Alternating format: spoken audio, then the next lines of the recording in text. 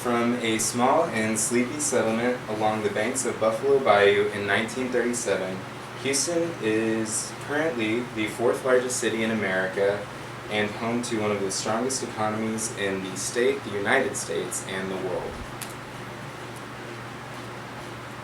Before I begin, let me go through my sources, which come from brainyquote.com, cron.com, downtownhouston.org, goodreads.com, houston.org, houstontexas.gov, portofhouston.com, tamu.edu, theatlantic.com, tshaonline.org, and visitHoustonTexas.com. So my name is Christopher Smith, and this is my tribute to my hometown, Houston, Texas. So I'm going to be talking about Houston's early beginnings and its early obstacles, its incredible accomplishments now, and its contribution to society as a whole. Terry Goodkind once said, "If the road is easy, you're likely going the wrong way." And I think that can certainly be said of Houston, especially in its inception and its start. So just for background, the Battle of San Jacinto was located where the San Jacinto River meets Buffalo Bayou near the town of LaPorte, current day, which is located in the greater Houston metropolitan area. And so Sam Houston, for which the city of Houston is named after, defeated the Mexican general Santa Anna. So Houston wasn't the original settlement on this land. The first was actually called Harrisburg, which was built up before the Revolution. However, in the runaway scrape, where the settlers fled the incoming Mexican army, through that time, Houston was razed to the ground, or Harrisburg, I should say, was razed to the ground, and there was nothing left. So that was probably the first big struggle that they went through. However, through their ingenuity, many of them came back to what was then built up after the Revolution in 1937 by the Allen brothers as Houston, Texas. So in a 4-month span of time, the population rose from 12 to 1,500 people. And so with that came a lot of negatives, such as kind of a notorious reputation, a lot of debt, and a yellow fever outbreak through the city. So these, however, were ultimately remedied by a city of commerce, being a structure being built, and then people taking action to help clean up the city, and then Texas being annexed into the United States to help alleviate debt.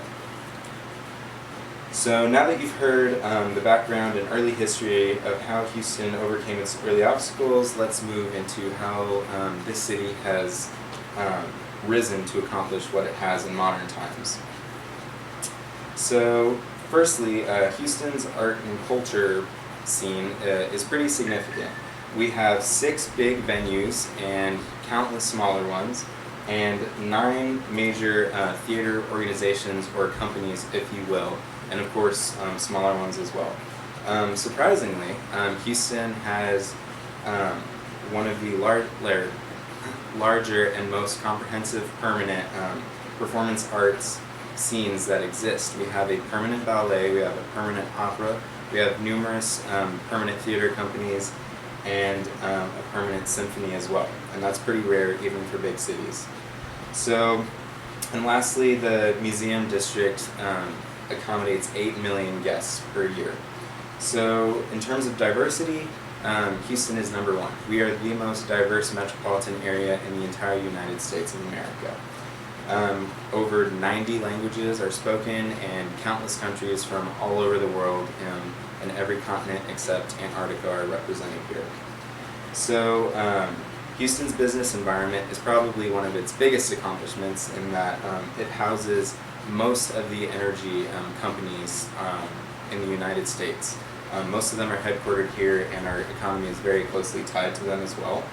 The Port of Houston is also pretty significant. It is the #1 importer for the entire United States, and it is also #1 in terms of tonnage transported by foreign countries.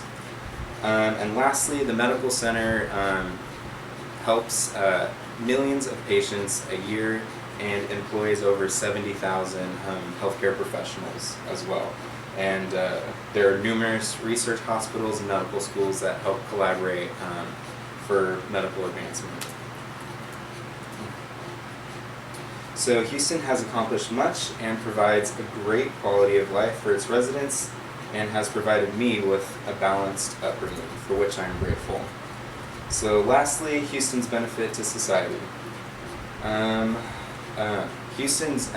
believe that Houston's benefit to society is closely tied with our business economy. We have a GDP of $449 billion, which is pretty significant. If Houston, the metropolitan area itself, were a country in its own right, we would have the 23rd largest economy in the entire world, which is pretty significant. And we also have an incredibly good job market and relatively stable. Houston was the fastest recovering city from the latest recession, and people from in and out of state and even out of country come to Houston for our job market. And then education. We have 40 plus institutions that service everyone's needs from associates to law degrees. And so here are two universities, Rice and U of H. So many people from all over the country and world come to Houston to meet their educational needs. Maddie Stepanek once said, "Unity is strength. When there is teamwork and collaboration, wonderful things can be achieved." And I think that can definitely be said of Houston.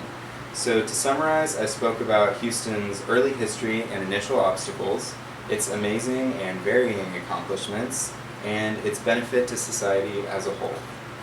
So in conclusion, Houston is truly a great city that millions of people call home for so many great reasons, including its booming economy and amazing amenities, and I feel privileged to have been born and raised here. Thank you very much.